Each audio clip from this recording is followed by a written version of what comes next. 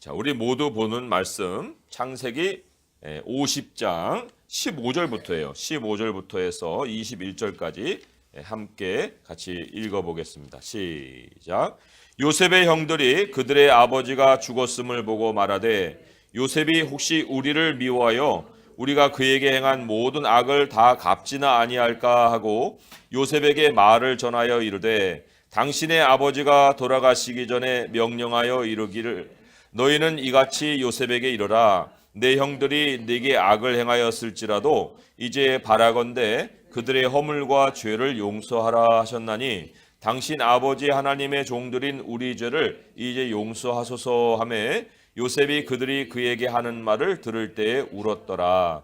그의 형들이 또 친히 와서 요셉의 앞에 엎드려 이르되 우리는 당신의 종들이니이다. 요셉이 그들에게 이르되 두려워하지 마소서 내가 하나님을 대신하리이까 당신들은 나를 해하려 하였으나 하나님은 그것을 선으로 바꾸사 오늘과 같이 많은 백성의 생명을 구원하게 하시려 하셨나니 당신들은 두려워하지 마소서 내가 당신들과 당신들의 자녀를 기르리이다 하고 그들을 간곡한 말로 위로하였더라. 아멘. 창세기는 세상의 존재, 이 만물이 이렇게 되어 있는 모습이 하나님의 말씀으로 시작되었다. 이것을 엄청난 계시로 선포해 주는 책입니다. 이 세상에 많은 책들이 있어요. 그 안에는 사람들의 사상과 또 사람들의 주장이 그 안에 들어 있습니다. 지식이 들어 있어요. 또 추론이 들어 있습니다. 그 많은 것을 모으면 세상이 감당할 수 없을 분량일 텐데 그 모든 것을 다 모아도 창세기 1장 한 장의 선포와 비교될 만한 그런 무게의 말은 없습니다. 하나님이 세상을 창조하셨다. 말씀으로 창조하셨다. 그 하나의 선포가 모든 인간의 이야기를 잠재운다는 거예요. 사람이 존재하지 않은 그 세상에 대한 이야기. 그거야 사람을 만든 하나님만이 이야기하실 수 있잖아요. 하나님만이 얘기해 줄 수 있고 그리고 또 오직 하나님이 계시해 준 만큼만 알 수 있는 게 바로 그 사람 이전의 이야기들이에요. 그런데 이 창세기 그 1장은 바로 그것을 우리에게 선포해 주고 있습니다. 이 창세기 1장만 아니라 창세기 전체가 하나님의 주권을 우리에게 선포하고 있습니다. 하나님이 창조하신 세상, 또 하나님이 경영해 가시는 세상, 그리고 또 특별히 하나님의 말씀이 세상의 중심에 있는 그 세상, 그 현실, 그거를 이 창세기가 우리에게 선포하고 있는 거예요. 이런 면에서 이 창세기는 우리 인간의 모든 사상과 대립되는 그 반대되는 하나님의 생각을 우리에게 보여주고 있고 또 하나님의 경영 방식에 우리가 몰입하게 해주는 책입니다. 그런 의미에서 이 창세기를 마무리하는 50장, 우리가 창세기 1장에는 주목을 많이 하는데 창세기를 마무리하는 이 50장에도 주목하는 게 굉장히 중요한 거예요. 한 책의 시작만 아니라 한 책을 마무리하는 장이잖아요. 50장이. 그래서도 이 책 전체의 이미지를 이 50장이 우리에게 각인시켜 주는 거예요. 그리고 또 그 책 전체의 결론을 또 지어줄 뿐만 아니라 또 다음 책으로 연결되는 이 출애굽기를 기대하게 하기 때문에 이 창세기 50장이 또 굉장한 의미를 가지는 것인데 이 창세기 50장 바로 앞장 마지막에 야곱의 죽음이 기록이 되어 있습니다. 야곱이 아들에게 명령하기를 마치고 그 발을 침상에 모으고 숨을 거두니 그의 백성에게로 돌아갔더라. 그 야곱이 죽은 현실 이후로 이제 창세기 50장이 시작을 합니다. 우리가 잘 알듯이 이스라엘 백성들이 하나님을 부를 때 아브라함의 하나님, 이삭의 하나님, 야곱의 하나님 이렇게 불렀어요. 그런데 그들이 그렇게 부르기로 선택한 게 아니에요. 출애굽기 3장에 보면은 떨기나무 가운데서 하나님이 이제 모세를 만나 주실 때에 그때 자신을 무엇라고 소개했는가? 나는 내 조상의 하나님이니 아브라함의 하나님, 이삭의 하나님, 야곱의 하나님이라 그렇게 말씀하셨어요. 그래서 그 이후로 이스라엘 백성들이 하나님을 부를 때 그렇게 부르는 거예요. 아브라함의 하나님, 이삭의 하나님, 야곱의 하나님. 그런데 하나님이 자신을 그렇게 소개할 수 있도록 하나님의 이름을 위해서 살아간 인물들이 바로 아브라함, 이삭, 야곱이에요. 자기들의 이름을 위해서 산 것이 아니에요. 그 이름 안에, 하나님의 이름 안에, 그리고 그 아브라함의 하나님, 이삭의 하나님, 야곱의 하나님이라는 그 이름 안에 하나님의 언약이 굉장히 도도하게 흐르고 있습니다. 그리고 아브라함과 이삭과 야곱이 영존하시는 하나님의 이름을 소개하는 데 같이 동행하며 등장하잖아요. 그래서도 이 세 인물이 죽은 자가 아니다, 산 자다 하는 것을 우리에게 알려주고 있는 거예요. 이건 예수님이 친히 우리에게 선포하신 말씀 안에 있습니다. 마가복음 12장 26절 말씀, 27절 말씀 제가 읽어드리면 이렇게 예수님이 얘기했어요. 죽은 자가 살아난다는 것을 말할진대 너희가 모세의 책 중에 가시나무 떨기에 관한 글에 하나님께서 모세에게 이르시되 나는 아브라함의 하나님이요 이삭의 하나님이요 야곱의 하나님이로라 하신 말씀을 읽어보지 못하였느냐? 하나님은 죽은 자의 하나님이 아니라 산 자의 하나님이시라. 그렇게 선포를 하셨습니다. 그래서 이 하나님께서 이러한 세 사람의 그 이름을 빌어서 그렇게 불려주시기 위해서 역사를 이끌어 오신 것이 바로 창세기 49장까지라는 거예요. 야곱이 여기서 죽지 않습니까? 그런데 그러면 50장은 뭐냐? 아니 왜 하나님은 요셉의 하나님으로는 왜 안 불리셨을까? 창세기 전체 분량으로 보면요 37장부터가 요셉의 얘기예요. 퍼센테이지로 하면 30% 정도 됩니다. 아니 그러면 그 정도 분량이 되면 왜 아브라함의 하나님, 이삭의 하나님, 야곱의 하나님, 거기다 요셉의 하나님 하나 더 끼는 게 뭐 어려워요.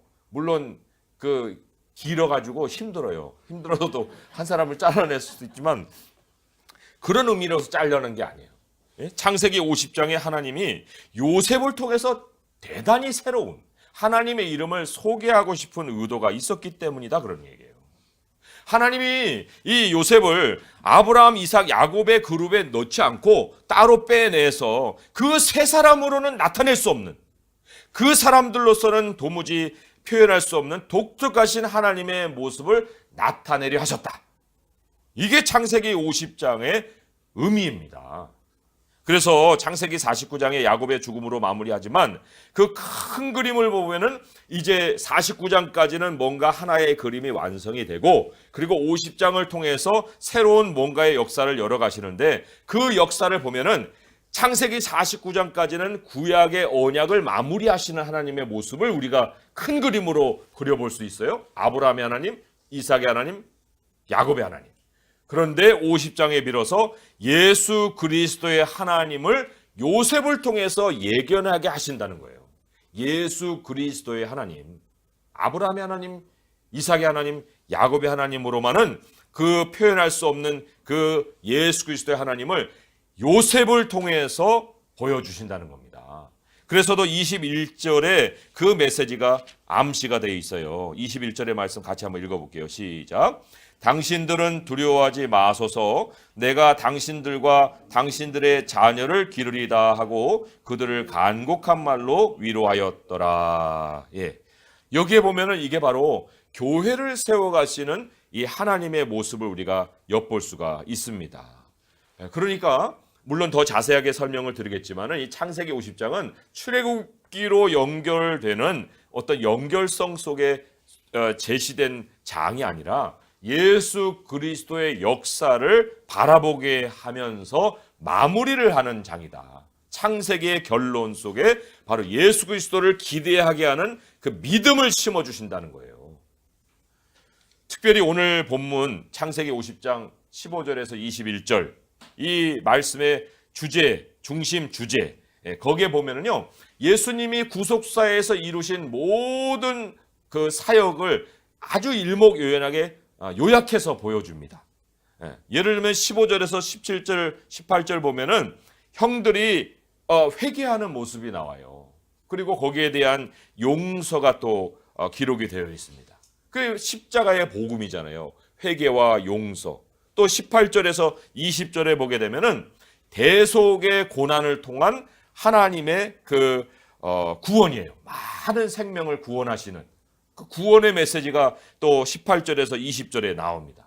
그리고 말씀드렸듯이 21절에는 그 이후로 교회를 돌보시는 예수 그리스도의 그 목양의 모습을 우리가 엿볼 수가 있어요. 그래서 이 짧은 구절이지만 이 짧은 구절 안에 완성된 구속사의 마지막 모습을 우리가 엿볼 수 있다는 것입니다. 그리고 여기 안에 이제 요셉의 변화된 모습을 우리가 같이 겹쳐서 발견하는 거예요. 창세기 하나님이 창세기에서 하나님이 주권을 가진 하나님으로 우리에게 보여주는데 그 창세기 하나님이 우리 하나님이에요. 뭐 예수 그리스도의 하나님만 우리 하나님이 아니거든요. 그런데 창세기 하나님도 우리 하나님, 예수 그리스도의 하나님도 우리 하나님인데, 그런데 창세기를 우리가 제대로 읽고 제대로 깨달았다 하면은 요셉에게 일어난 이런 변화, 예수 그리스도를 예견해 보여주는 그 인물과 같은 요셉의 그 현실이 우리에게도 있고 우리도 그 현실대로 살아가고 있는가? 그 변화가 이미 일어났어야 될 우리들의 모습인데 과연 그 변화는 우리에게서 찾아볼 수 있는 것인가 하는 것이 창세기가 우리에게 던지는 질문입니다.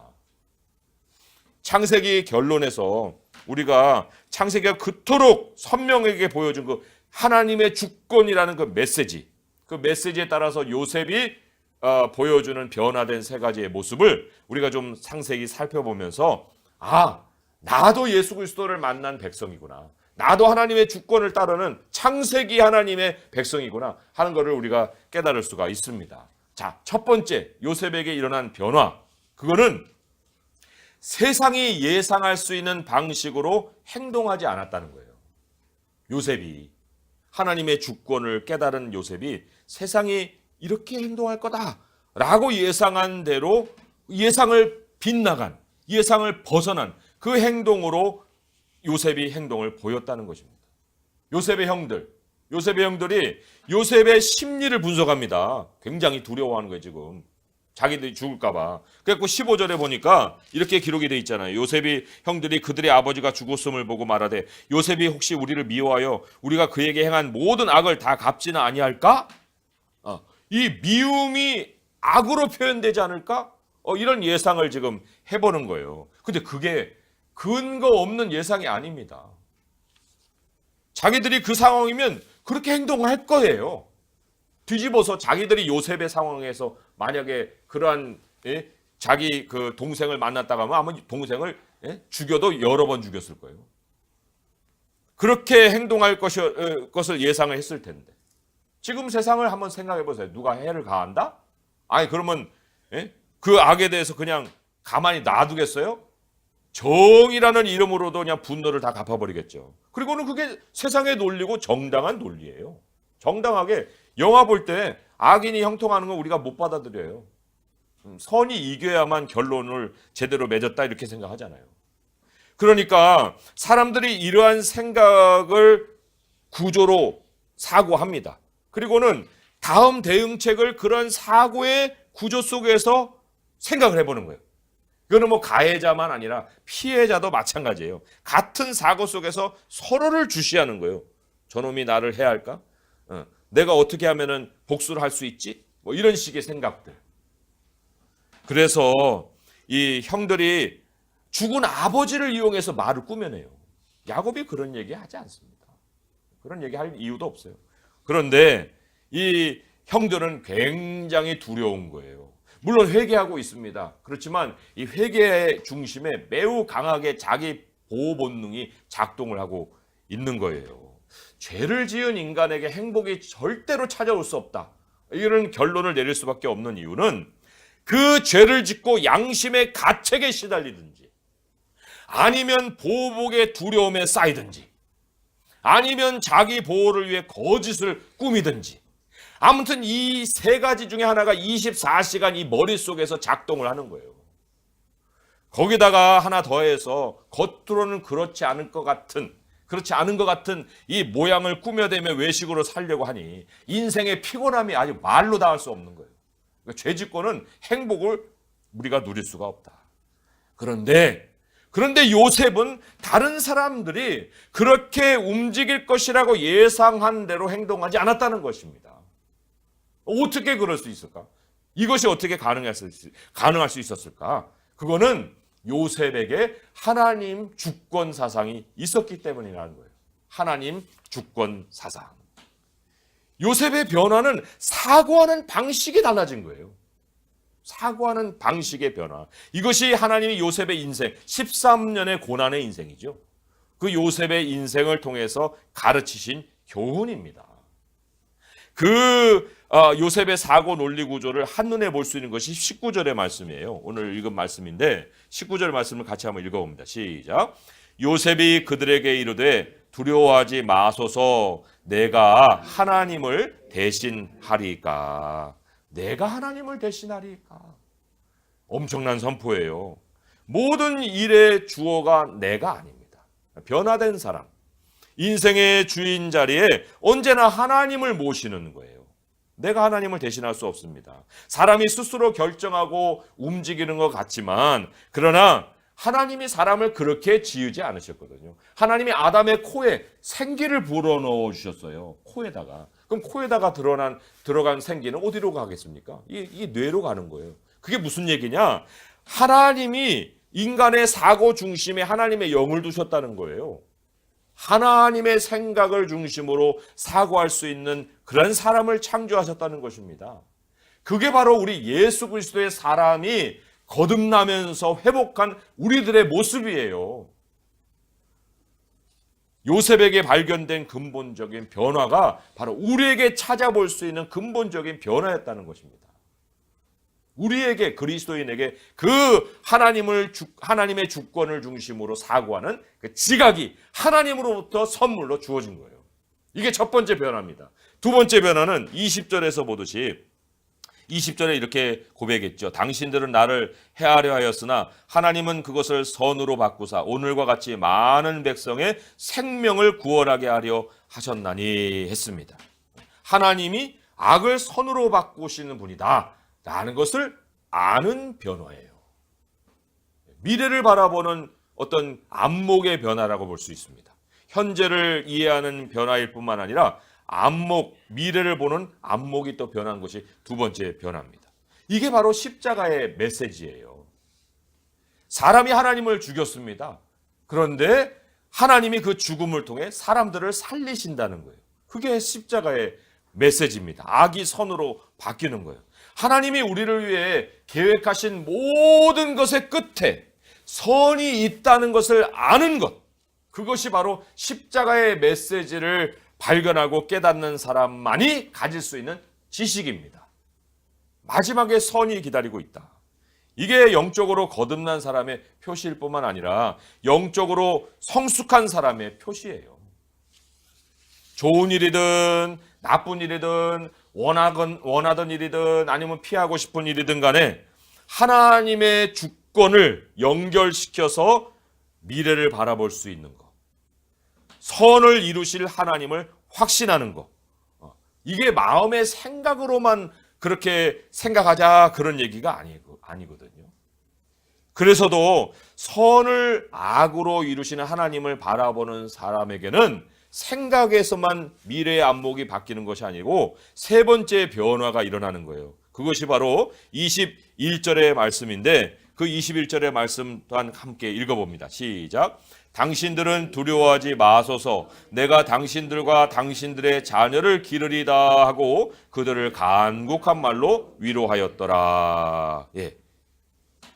어떤 사람들은요, 마지막에 하나님의 선을 기대하긴 합니다. 마지막에 하나님이 모든 걸 잘 결론 지어줄 것이다. 그렇게 이제 소망을 가져요. 그런데 동시에 마음으로는 한을 품어요. 사람들에게. 그거를 감추고 누르고 살고 있을 뿐이에요. 언제 폭발할지 모르는 거예요. 좋은 결론을 바라면서도 자기에게 해를 가한 그 사람에게는 언제 폭발할지 모르는 분노를 품고 사는 거예요. 이게 얼마나 모순입니까? 그러니까 머리로만 이게 사고가 바뀌고 머리로만 그렇게 될 것이다 라고 생각하는 것 가지고는 안 된다는 겁니다. 하나님이 인생의 주인 것을 알고 그분이 모든 악을 선으로 바꿔주신 것을 안다 하면 그 다음 단계는 사람들을 향해서도 나도 그 선을 따라서 살아야죠.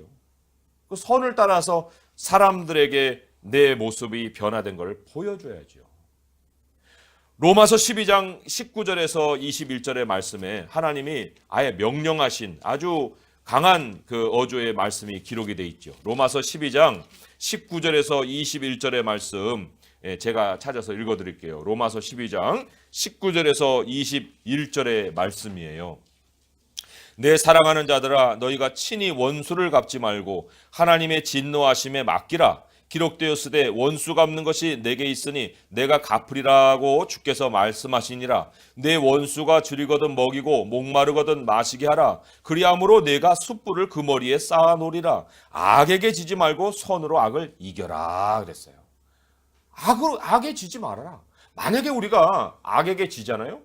그러면은 사탄을 방불케 하는 모습이 나타날 수도 있어요. 악에게 종이 되는데 무슨 다른 모습을 기대할 수 있겠습니까? 예수님이 이 일찍이 복음서에서도 이것과 똑같은 말씀을 해주셨거든요. 이것도 같이 한번 찾아볼게요. 같이 찾아보고 이거는 같이 한번 읽어보겠습니다. 누가복음 6장 27절 28절의 말씀인데요. 그냥 이런 말씀을 하신 게 아니에요. 그 이유가 있단 말입니다. 누가복음 6장 27절 28절의 말씀 먼저 두 절부터 읽어볼게요. 누가복음 6장 27절 28절입니다. 시작. 그러나 너희 듣는 자에게 내가 이르노니 너희 원수를 사랑하며 너희를 미워하는 자를 선대하며 너희를 저주하는 자를 위하여 축복하며 너희를 모욕하는 자를 위하여 기도하라. 이게 그냥 하신 말씀이 아니라는 거예요. 왜요? 이 말씀의 결론을 따라가면은 쭉 내려가면은 37절 38절인데 그것도 같이 한번 읽어볼게요. 시작. 비판하지 말라. 그리하면 너희가 비판을 받지 않을 것이요. 정죄하지 말라. 그리하면 너희가 정죄를 받지 않을 것이요. 용서하라. 그리하면 너희가 용서를 받을 것이요. 주라. 그리하면 너희에게 줄 것이니 곧 후이되어 누르고 흔들어 넘치도록 하여 너희에게 안겨주리라. 너희가 헤아리는 그 헤아림으로 너희도 헤아림을 도로 받을 것이니라 했습니다. 우리가 하나님의 선을 누리는 방식이 있는데 그 선을 누리는 방식이 우리가 원수를 어떻게 대하냐 하는 그 태도에 달려 있다는 거예요. 이게 원수를 위한 일만이 아니라 그 그대로 하나님이 나에게 갚아주실 선으로 찾아올 준비를 한다는 겁니다. 그러니까 선만 바라보고만 있고 인간관계에서는 악을 부득부득 갈고 있으면 내가 바라는 그 선의 결론이 나에게 찾아올까요? 누가복음 6장 33절만 또 한번 참고로 읽어보겠습니다. 33절입니다. 시작. 너희가 만일 선대하는 자만을 선대하면 칭찬받을 것이 무엇이냐? 죄인들도 이같이 하느니라. 누가복음 33장 이 말씀처럼 세상의 사고방식대로 살면은 뭔 선을 기대한다는 거예요? 아무런 하나님의 그 결론이 우리에게 찾아오지 않는 겁니다. 그러니까 우리가 말씀을 맺으면서 한번 던져보는 거예요. 창세기를 읽은 나는 과연 뭐가 바뀌었냐? 뭐 이야기만 잘 알고 뭐 다 꿰뚫고 있다 이런 식으로 내 지식만 갖고 창세기를 덮고 출애굽으로 넘어갔느냐? 아니면 무슨 변화가 나에게 일어나느냐 하는 거예요. 하나님의 주권을 인정하고 있다면 내가 창세기 마지막 장에서 보여주는 그 예수님의 예표적인 모습을 가지고 있을 뿐만 아니라 실천하고 있어야 되잖아요. 과연 그러하고 있는가 하는 겁니다. 나는 정말 십자가의 복음을 깨닫고 있는 사람인가? 이게 창세기를 마무리하면서 우리가 받는 질문입니다. 사랑이라는 거는요, 우리의 감정만큼 하는 게 아닙니다. 사랑은 하나님의 주권 아래 살아가는 만큼 할 수 있는 거예요. 하나님의 주권 아래 살아가는 만큼 사랑은 우리 삶에 당연히 나타날 수 있는 모습이어야 되는 겁니다. 내가 판단해서 할 수도 있고 안 할 수도 있는 그러한 것이 아니라는 것입니다. 내가 하나님을 대신하리까? 하는 이 요셉의 외침이 오늘 우리에게 외쳐지고 있는 거예요. 내가 하나님을 대신하리까? 만물을 지으시고 만물을 경영해 가시고 만물을 선으로 이끌어 가시는 그 하나님 앞에서 우리가 살아가고 있다면은 철저히 하나님의 말씀을 따르는 백성으로서 예수 그리스도의 그 십자가의 복음을 따르는 사람으로서 하나님을 사랑할 뿐만 아니라 정말 하나님이 원하시는 사고를 가지고 이웃과 화목을 이루며 살아가는 우리 예수 그리스도의 백성이 되시기를 우리 주님의 이름으로 축원드립니다. 기도하겠습니다. 하나님 아버지 감사합니다. 요셉이 이렇게까지 모습을 보인 것 너무나도 참 큰 변화이오나 바로 이것이 예수 그리스도의 복음이 이루어낸 우리들에게 주신 큰 선물입니다. 하나님 전혀 할 수 없을 것 같은 그러한 모습을 가질 수 있게 하신 것이 복음의 능력입니다. 하나님 세상 사람들이 예상하는 그 방식대로 행하지 않을 수 있는 능력을 가진 것이 바로 예수 그리스도의 사람의 독특한 모습입니다. 하나님 우리가 그것을 가지고 있으면 우리 주님의 주권을 인정하며 살고 있기 때문입니다. 창세기의 하나님, 우리의 하나님, 그리고 예수 그리스도의 하나님, 그리고 나의 하나님, 우리 하나님을 온전히 중심에 모시고 우리가 우리의 감정을 따라 살지 않게 하시며 오직 주님을 주권을 인정하고 하나님을 주인 삼아 살아갈 수 있는 인생이 되게 하여 주시옵소서. 예수님의 이름으로 감사하며 기도합니다. 아멘.